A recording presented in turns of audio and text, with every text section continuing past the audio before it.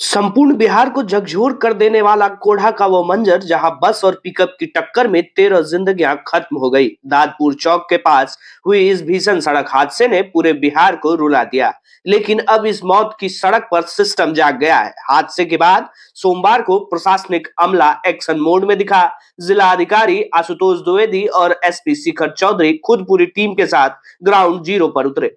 अधिकारियों ने हर उस चूक को बारीकी से देखा जिसने 13 घरों के चिराग बुझा दिए। डीएम आशुतोष द्विवेदी ने कड़ा रुख अपनाते हुए बड़ा ऐलान किया है। अब सिर्फ जांच नहीं बल्कि समाधान होगा। NH 31 के सभी ब्लैक स्पॉट्स यानी वो खतरनाक जगह जहां अक्सर हादसे होते हैं, उन्हें चिन्हित कर अस्थायी रूप से ठीक किया जाएगा। वहीं कटिहार पुलिस अधीक्षक शिखर चौधरी ने संकट की घड़ी में तत्परता दिखाने वाले पुलिस कर्मियों का हौसला बढ़ाया है। हादसे के दिन बेहतर काम करने वाले जवानों को सम्मानित किया जाएगा ताकि पुलिस और पब्लिक का भरोसा मजबूत हो सके। NHI के अधिकारियों ने भी दावा किया है कि सड़क पर सुरक्षा संकेत और जरूरी दिशा निर्देश जल्द से जल्द लगाए जाएंगे।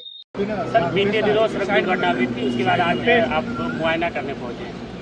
जो दुर्भाग्यपूर्ण सड़क दुर्घटना हुई थी और उसके अलावा भी जो रोड है उस पर हम लोग जो ब्लैक स्पॉट्स हैं और जो भी कारण है दुर्घटना की, तो कई सारे इंजीनियरिंग कारण भी हो सकते हैं, तो उनके लिए हम लोग आज यहाँ पर पूरी टीम के साथ में आए हुए हैं। जहाँ पे अभी रिसेंटली दुर्घटना हुई थी वहाँ पर भी गए थे, उसके अलावा और भी कुछ जो ब्लैक स्पॉट्स है वहाँ भी हम लोगों ने विजिट किया है।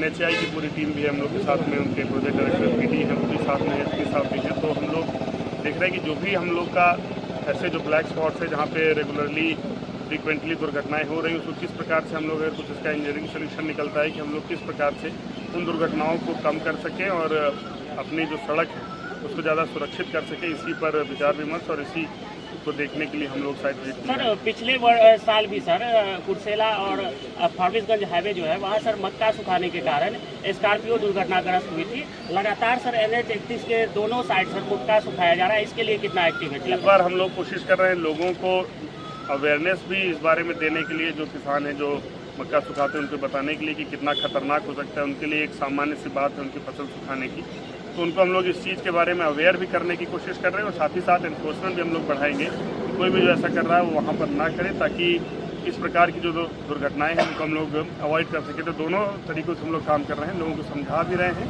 और उसके साथ साथ उनको कार्रवाई भी अगर आवश्यक होगी तो की जाएगी कि ऐसा कुछ ना करें।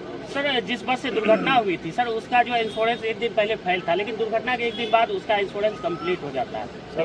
ये सब जांच का विषय, FIR भी उसमें रजिस्टर्ड हुई है और ये जो जब इसका जांच की जाएगी, पुलिस उसकी जांच करे, तो अभी चूँकि जांच के अधीन है इस सब पे हम कुछ अभी कमेंट नहीं करना चाहेंगे।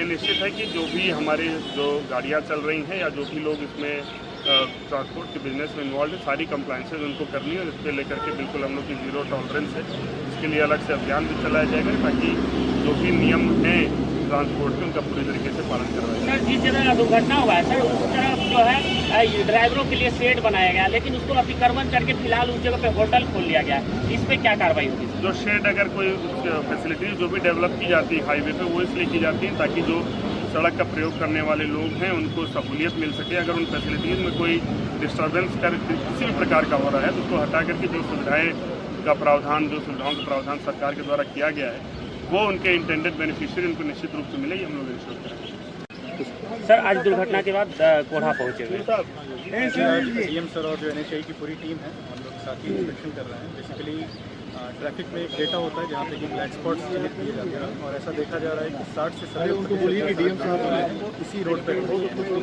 इसी को लेकर NHI की टीम के साथ कोई इंजीनियरिंग सॉल्यूशन या फिर हम लोग टेम्परेरी सॉल्यूशन पुलिस की तरफ से इन्फोर्समेंट जो यहाँ बढ़ाने की जरूरत है उस पर हम लोग विचार विमर्श करके इस पर आगे बढ़ेंगे। जिस तरह से सर उस दिन पुलिस एक्टिव रही, बहुत जल्द ही जो है लोगों को रिकवर करके वो अस्पताल पहुँचाए।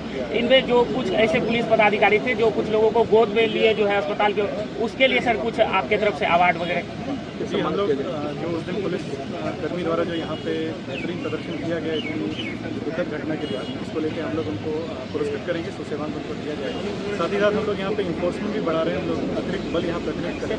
एक हाईवे पेट्रोलिंग की हम लोग को यहाँ पे गाड़ी मिली हुई है जो कि इसी नेट पे लगातार पेट्रोलिंग करते हैं। जो हाई स्पीड व्हीकल्स हैं उन पर विशेष रूप से रोक लगाने की जरूरत है, उनका अधिक से अधिक हम लोग चलान करवा के और लोगों के बीच अवेयरनेस करवाएंगे। सर वो जो हाईवे पेट्रोलिंग गाड़ी है वो अधिकतर जो हाई स्कूल के ग्राउंड में देखा जाता है सर, हमेशा वो गाड़ी अधिकतर जो है हाई स्कूल के ग्राउंड में खड़ी रहती है जहाँ उसको NH पे खड़ा होना चाहिए। देखिए उसका रूट जो है एनएच के साथ साथ जो बाकी एरियाज है वहाँ भी निर्धारित है, एनएच पे भी खड़ी रहती है और लगातार उनके चालान की मॉनिटरिंग जो है मुख्यालय स्तर से होती है। बट क्योंकि अब इस तरह की घटना घटी है, हम लोगों ने ब्लैक स्पॉट जो चिन्हित किया है वहाँ पे हम लोग प्रयास रहेगा कि अगले कुछ दिनों में हम लोग विशेष रूप से इन्हीं एरियाज पे नजर रखेंगे। Thank you sir.